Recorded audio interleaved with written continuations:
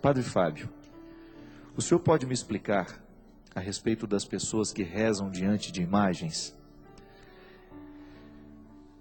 Me explique. Essas pessoas que rezam diante das imagens, acham que elas estão ouvindo? Não, a imagem não pode ouvir nada, né? Mesmo se tiver alguma ouvindo, eu estou correndo, pelo amor de Deus.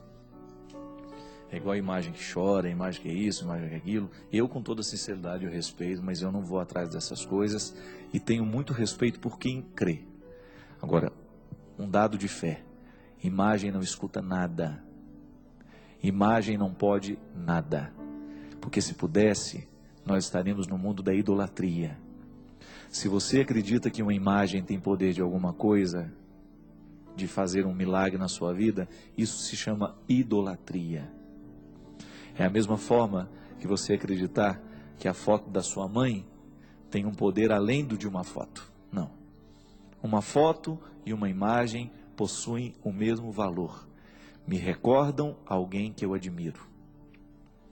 O que muda na vida, o que tem transformação na vida, não é a admiração que eu tenho pela imagem, mas é a atitude concreta que nasce da admiração que eu tenho. Então, se eu admiro a minha mãe, não adianta eu falar bem dela, não.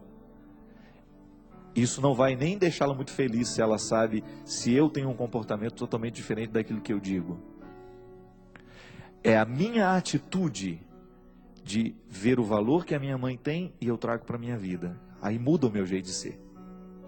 Só assim tem sentido a devoção aos santos e a imagem que nós temos em casa, que não é de adoração.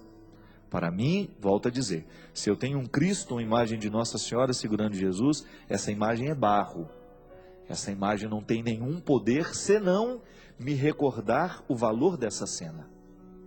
Nós temos aqui a imagem de Pietà. Para mim, uma das expressões mais bonitas da dor humana é a mãe segurando o filho morto nos braços. Agora, você que já perdeu um filho, você vai se ajoelhar diante dessa imagem e a sua dor vai embora? Não. Esse milagre, essa imagem não pode fazer. Agora, o que ela pode provocar dentro de você é uma identificação da sua dor com a dor que essa mulher sentiu. E aí você descobre como é que essa mulher viveu essa dor. Como é que ela segurou o filho morto nos braços e como é que ela continuou a vida dela depois da morte do filho. Aí isso sim transforma a sua vida. A atitude daquela que você olha na foto ou que você olha na imagem. Agora, ajoelhar-se diante da imagem e achar que aquele barro tem poder de nos curar, tem poder de mudar a nossa vida, isso é idolatria. Falei na semana passada do Círio de Nazaré. Não, falei foi hoje, né? Foi hoje que eu comecei com Romaria, né?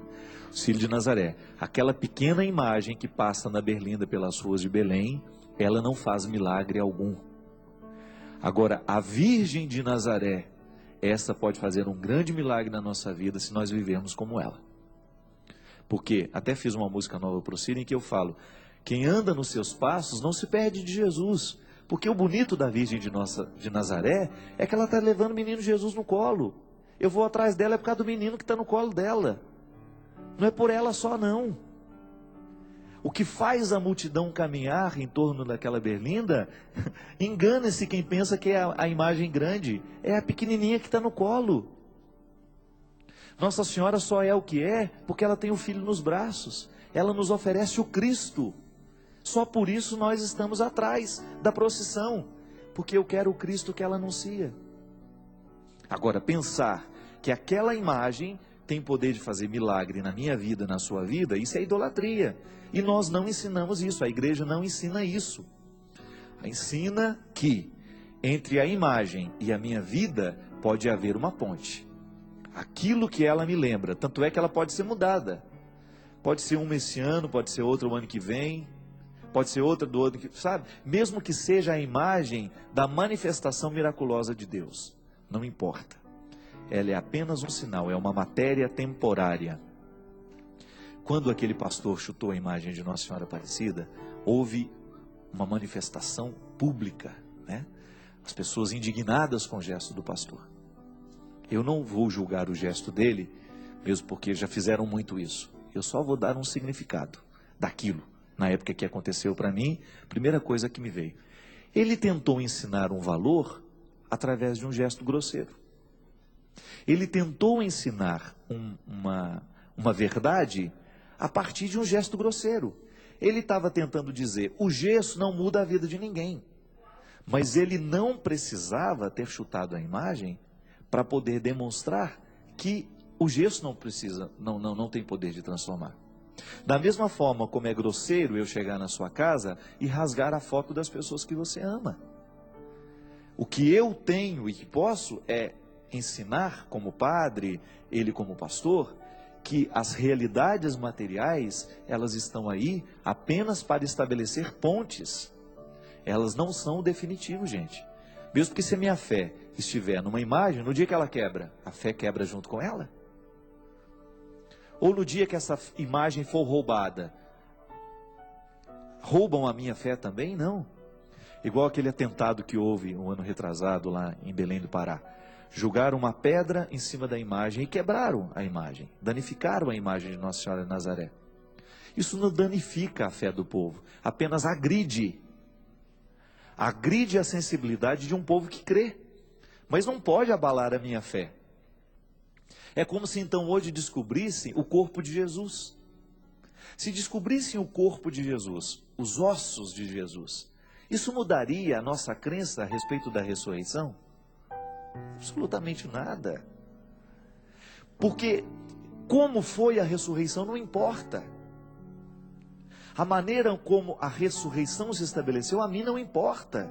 O que importa é o Cristo ressuscitado presente na igreja e sua força atuante através dos primeiros discípulos, através das primeiras comunidades. A nossa fé está nisso. Por isso que quando publicaram essa baboseira do Código da Vinci, aquela coisa toda, nossa, um atentado contra a fé, e as bancas estão cheias de livros assim, o livro que vai mudar o destino do cristianismo. Que palhaçada! Esses livros podem dizer o que quiserem, mas eles não mudam o que o cristianismo fez no coração das pessoas, não fez o que o cristianismo fez no coração da sua mãe, da sua avó, não muda o que fez no seu coração. Você é testemunha viva de que o cristianismo é uma mística que nos torna melhores. Porque no dia que deixar de nos tornar melhores, isso morre. E não morre justamente porque o ressuscitado nos move para esta consciência constante. Por isso, minha gente, que nós não estamos presos a essa materialidade da fé. Da mesma forma como atravessar a porta e achar que você vai ficar santo por causa disso, você ganhou a indulgência porque atravessou a porta, isso são gestos simbólicos. Se isso não tiver repercussão na sua alma, não faça, porque você estará repetindo um gesto que não tem absolutamente poder de mudar você. Entende?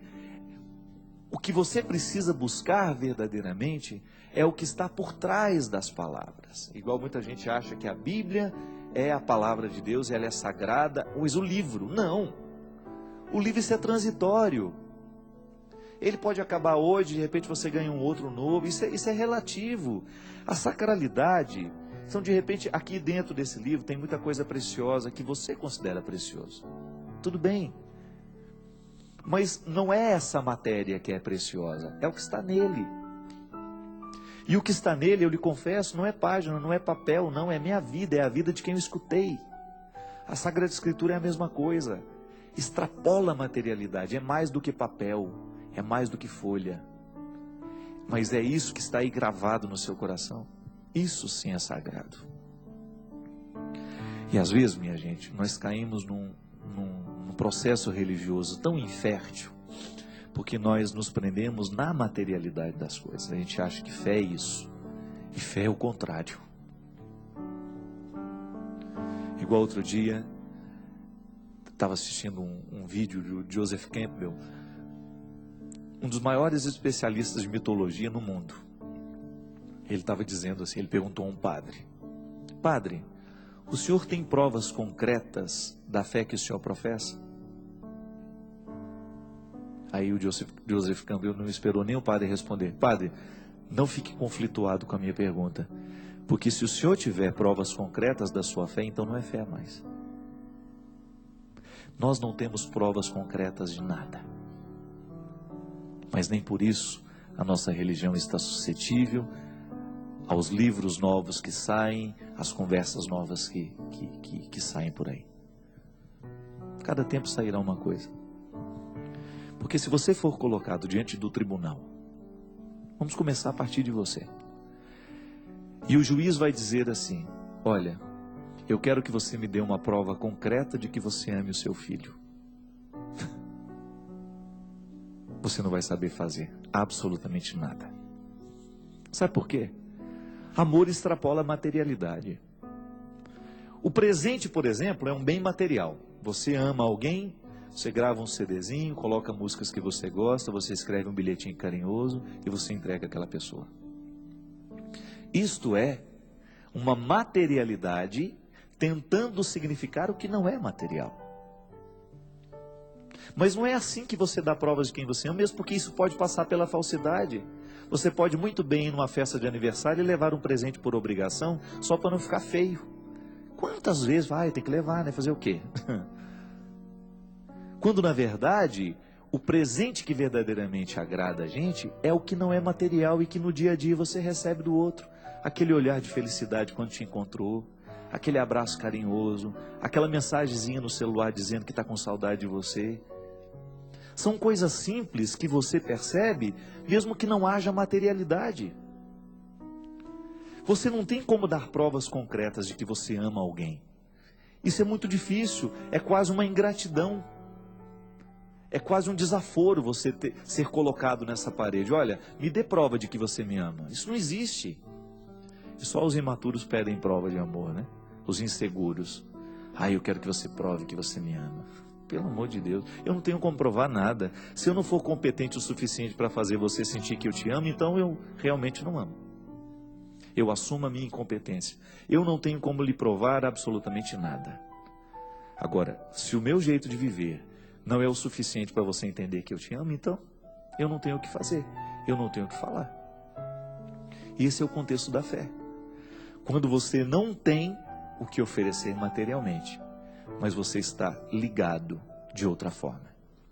Não é a materialidade que nos prende, é algo que vai além. É algo que extrapola o contexto do material. E eu confesso para vocês que acho que a vida é muito mais interessante quando ela está aí. Quando as coisas são muito concretas, a gente corre o risco de viver no artificial. Quando uma pessoa pede de você aquilo que você tem. Eu me recordo, minha gente, que na doença do Robson, logo quando ele precisou fazer a primeira cirurgia, ele quase morreu. Teve um dia que eu fiquei vários dias lá em Formiga por causa dele. Algumas noites eu dormia lá na casa dele, ficava com ele. Numa daquelas noites eu estava deitado ao lado dele. Eu me recordo que eu estava acordado e percebi que ele estava acordado também. Só que ninguém falou nada. De repente ele me perguntou: meu amigo, você está acordado? Eu disse: estou, Robin. Por quê? Você está precisando de alguma coisa? Ele me falou assim: não estou precisando de nada não. Eu estou com febre, mas já tomei o remédio. Aí passaram-se alguns segundos assim em silêncio. Aí ele falou assim, percebi que ele estava chorando e ele falou assim: mas eu queria lhe falar que ter você aqui do meu lado torna mais fácil esse momento tão difícil na minha vida. É disso que eu estou falando. Ali naquela hora não tinha nada de material que eu pudesse fazer.